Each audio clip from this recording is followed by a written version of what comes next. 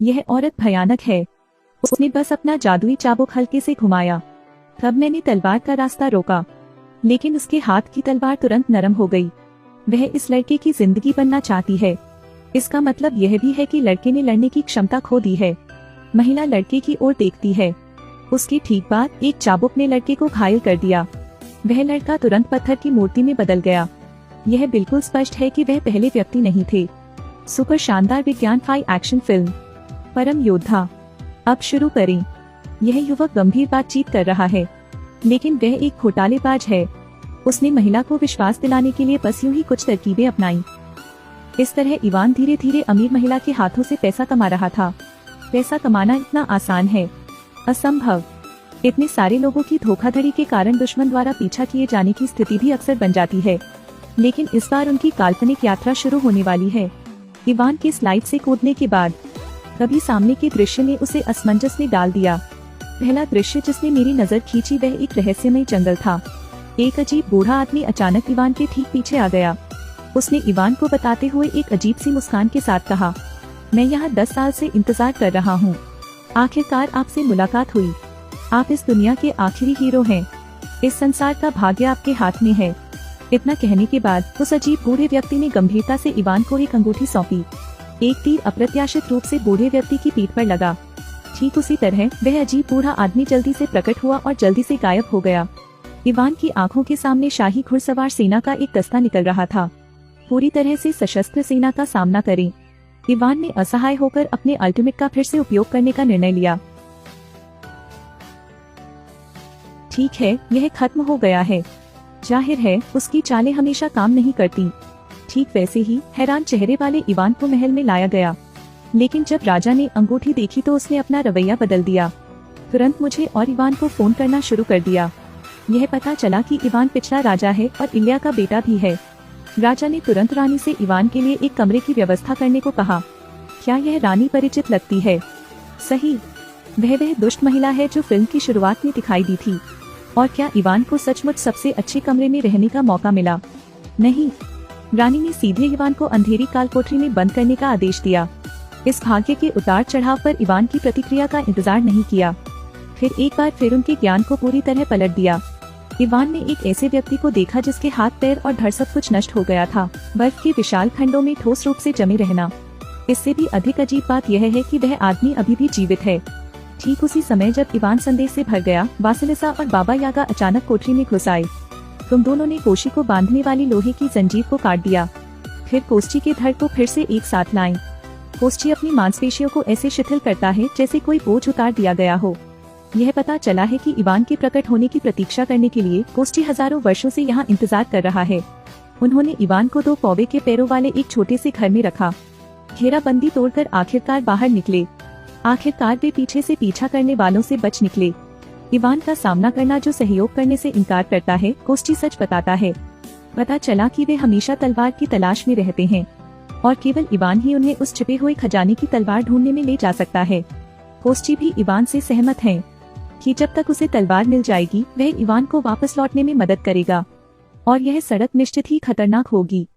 कोष्ठी ने मदद के लिए एक पुराने दोस्त को ढूंढने का फैसला किया। इस तरह वे एक उदास दलदल में पहुंच गए। उन्होंने वासिलिसा को दलदल के किनारे अकेले बैठने के लिए कहा। बाकी लोग अंधेरे में छिपकर हमला करने के मौके का इंतजार करेंगे। निश्चित ही कुछ ही देर बाद पानी से एक राक्षस निकला।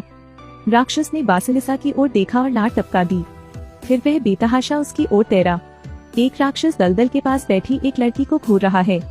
वासिलिसा ने उसके बालों को सहलाया। राक्षस ने देखा कि कोई नहीं है तो वह पागलों की तरह वासिलिसा की ओर तैर गया। जैसे ही राक्षस ने कार्रवाई की, एक झींगा मछली चुपचाप राक्षस के कंधे पर चढ़ गई। झींगा मछली की बुद्धिमत्ता सुनने के बाद राक्षस के चेहरे की मांसपेशियां तुरंत सख्त हो गईं। फिर राक्षस इसे सूंघने के लिए अपनी नाक का उपयोग करता है।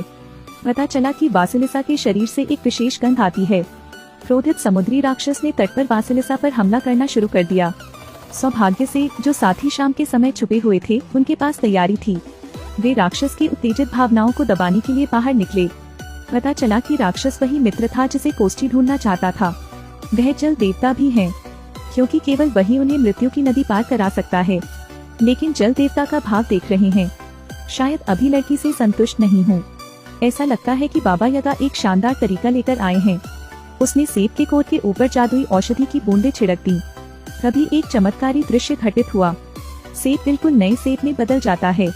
बाबा यागा ने ज्यादा कुछ नहीं कहा और सेब उठाया और काट लिया। उसकी ठीक बाद एक महिला जल देवता के ठीक सामने प्रकट हुई। बस जल देवता की अभिव्यक्ति को देखें और आपको यह पता चल जाएगा। इससे पता चलता है कि जल देवता का हथियार ऐसा ही है। जादुई तलवार की खोज में अपनी यात्रा जारी रखने के लिए सफलतापूर्वक जल देवता को ले आए और साथ ही रानी वरवरा अभी भी पीछा कर रही है। वह लोगों को भी इस दलदल में ले आई। वरवरा ने अपना जादुई चाबुक पानी में उठाया। दलदल का पानी तुरंत उबल गया। झींगा मछली को अपनी दिशा बतानी थी।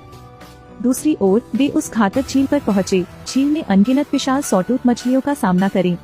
इस बार अंततः जल देवता की भूमिका निभाने की बारी है। 2 महिलाएं जल देवता को झील में छोड़ती हैं। जल देवता की प्रस्तुति का इंतजार। क्या यह सचमुच प्रभावी है? बिल्कुल नहीं। पता चला कि मौत की झील अब उसके द्वारा शासित नहीं है। मछलियां जल देवता को देखती ही नहीं। जल देवता बेहोश होकर एक कुएं में घुस गए। इसी समय वरवर की सेना ने पूरे स्थान को घेर लिया। उन्हें एक साथ कुएं में कूदना पड़ा। बाबा यागा ने भी अपना मूल स्वरूप बहाल कर लिया है। इससे जल देवता को एहसास होता है कि कुरूप व्यक्ति वे ही हैं। हालांकि उनके दिल अनिच्छा से भरे हुए हैं। अगर वे इसी तरह जारी रहे तो वे सभी अपनी जान गंवा देंगे। जल देवता एक पल के लिए झिझके। उसके तुरंत बाद उसने पानी में गोता लगाया और कुएं का सारा पानी अपने पेट में खींचने के लिए अपना मुंह खोला। फिर वे भी कुएं की तली में गिर पड़े और पता चला कि इस जगह पर अप्रत्याशित रूप से एक निकास है। वे जल देवता को लेकर जाने वाले थे, लेकिन जल देवता अब और नहीं हिल सकते थे। जल देवता ने उन्हें बचने के लिए समय देने के लिए अपने शरीर का उपयोग करके खुद को बलिदान करने का फैसला किया। विषाद के साथ उनके अलग होने के बाद तत्काल स्थिति। केवल जल देवता के पास निकास को अवरुद्ध करने की कुछ शक्ति बची थी और अब वरवरा कुएं की तली तक पीछा कर चुका था। इस दुष्ट स्त्री को देखकर जल देवता ने पानी का एक बड़ा कौर उसके चेहरे पर थूक दिया। अभी चेहरा खो गया था, अब लगता है वापस मिल गया है। वरवरा पलक झपकते ही जल देवता को पत्थर की मूर्ति में बदल देता है। कुएं के पानी की एक बड़ी मात्रा ने जल देवता का नियंत्रण खो दिया। जल देवता के शरीर से सारा जल बह निकला, लेकिन फिर भी वे वरवरा की सेना द्वारा पकड़े जाने से पहले ज्यादा दूर नहीं पहुँचे। इवान आखिरकार उस स्थान पर पहुंच गया जहां जादुई तलवार छिपी हुई है और शक्तिशाली जादुई तलवार छिपी हुई है। वरवर के चाबुक के तहत इवान ने लापरवाही से एक लकड़ी का डंडा उठा लिया। इवान के हाथ में जो साधारण लकड़ी का डंडा था वह अप्रत्याशित रूप से एक चमचमाती खजाने की तलवार में बदल गया। सही, आखिरकार पौराणिक जादुई तलवार प्रकट हो गई है। इवान खजाने की तलवार घुमाता है। महान शक्ति तुरंत जारी की गई थी। एक लकड़ी का डंडा अद्वितीय शक्ति की बहुमूल्य तलवार में बदल गया। इवान ने अपनी तलवार हल्के से घुमाई और वरवरा के पीछे के घोड़े को नीचे गिरा दिया। इवान ने जादुई तलवार कोशी को सौंप दी और जैसे ही इवान कोस्ची को वास्तविक दुनिया में वापस लाने का इंतजार कर रहा था, तभी अचानक राजा प्रकट हो गए। इससे पता चलता है कि कोस्ची जो अमर रत्न है वह राजा के हाथ में है। कोस्ची ने मणि के बदले में तलवार का इस्तेमाल किया, परंतु राजा ने उसे जो बहुमूल्य पत्थर दिया वह नकली था। अमरता का असली रत्न वरवरा में है। और इस समय बासिलिसा द वाइस ने, जबकि राजा ध्यान नहीं दे रहा था, राजा को धक्का दे दिया। जादुई तलवार जमीन पर गिर गई। इवान ने अपने बगल के 2 सैनिकों को नीचे गिरा दिया और जादुई तलवार उठा ली। राजा और रानी वरवरा की भयभीत आंखों को देखकर साथियों को पता चल गया कि सब कुछ ठीक है। क्या यह उल्टा होने वाला है? असंभव। इवान के हाथ में एक जादुई तलवार है, लेकिन वह दुश्मन पर हमला नहीं करता। फिर एक को झुलाने का प्रयास करें। वास्तविक दुनिया के लिए एक पोर्टल खोला गया है। इस खतरनाक समय में बिल्कुल अप्रत्याशित, इवान ने फिर भी अपने साथियों को नहीं बचाया, बल्कि अकेले ही अपनी दुनिया में लौटने का फैसला किया। हालांकि इवान अपनी सामान्य जिंदगी में लौट आए हैं।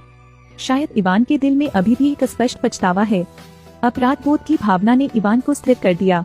वह उस काल्पनिक दुनिया में वापस जाना चाहता है, लेकिन उसके अजीब व्यवहार के कारण उसे पुलिस स्टेशन ले जाया गया। लेकिन कैसा संयोग है, पुलिस स्टेशन में इवान की मुलाकात एक अजीब बूढ़े व्यक्ति से होती है जिससे वह पहले भी पुनर्जन्म में मिल चुका है। बूढ़े आदमी ने हवा में एक पोर्टल बनाया। इवान ने भंवर में कूदने में संकोच नहीं किया। उसी समय इवान के साथियों को महल में ले जाया गया। राजा और रानी शानदार पोशाक पहने हुए हैं, क्योंकि आज एक खास दिन है। तभी जादुई तलवार में अमर रत्न प्रवेश कर गया। तब शायद कोस्ची की तरह ही अमरता की शक्ति प्राप्त हो जाए। और इसी समय इवान अचानक महल में प्रकट हुआ। इसके अलावा उसने राजा को रोकने के इरादे से अपना हथियार निकाल लिया, लेकिन राजा ने फिर भी मणि को ग्रहण के साथ जादुई तलवार के अंदर जड़वा दिया। राजा धीरे धीरे इवान के पीछे खड़ा हो गया। इस समय चाहे इवान राजा पर कितना भी हमला करे, राजा को कुछ नहीं किया जा सकता। कोस्टी जानता है कि राजा के पास पहले से ही अमरता की शक्ति है। जादुई तलवार और मनी एक साथ आ गए हैं। राजा को कमजोर करने के लिए इवान ने धोखा दिया। उसने राजा के हाथ से जादुई तलवार गिरा दी। नायकों के बीच द्वंद्व को अंजाम देना चुनना। नश्वर मांस का इवान, वह राजा का विरोधी कैसे हो सकता है। जल्द ही इवान को राजा द्वारा बार बार पीटा गया। राजा को इवान को घटना की सच्चाई बताने में प्रसन्नता हुई। यह पता चला कि सबसे पहले सिंहासन के लिए प्रतिस्पर्धा के कारण तो राजा और रानी भी पत्थर में बदल गए इवान के पिता हैं। और ऐसा कहा जाता है कि जादुई तलवार को नियंत्रित करने की शक्ति केवल इवान के पास हो सकती है। लेकिन अभी इस आखिरी नायक को राजा ने पैरों तले कुचल दिया है। लेकिन कोस्टी हाथ में मनी लिए हुए राजा के ठीक सामने खड़ा था और दोनों के दिल बहुत साफ हैं। यह रत्न दो लोगों के जीवन को बांधे हुए है। मनी नष्ट हो जाने पर तुम दोनों राख में बदल जाओगे। लेकिन जब राजा ने कोस्टी को देखा तो उसे पता चल गया कि चीजें ठीक नहीं हैं। जैसा कि अपेक्षित था, कोशी ने मनी को हवा में उछाल दिया। फिर जादुई तलवार घुमाओ, नीचे रास्ता काटे। मनी अनगिनत टुकड़ों में बदल गई। पत्थर नष्ट होने के साथ साथ राजा भी तुरंत राख में बदल गया और उसी समय कोस्टी भी धूल में मिल गया और राजा के साथ मर गया। रानी खिड़की के रास्ते महल से भाग निकली। इसके साथ ही जो लोग रानी से डर गए थे वे अंततः जीवित हो गए।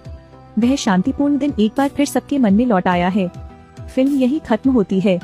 अगर आपको यह पसंद आया तो मुझे फॉलो करें पर क्लिक करें, क्योंकि अगले सप्ताह की फिल्में वाकई अच्छी हैं।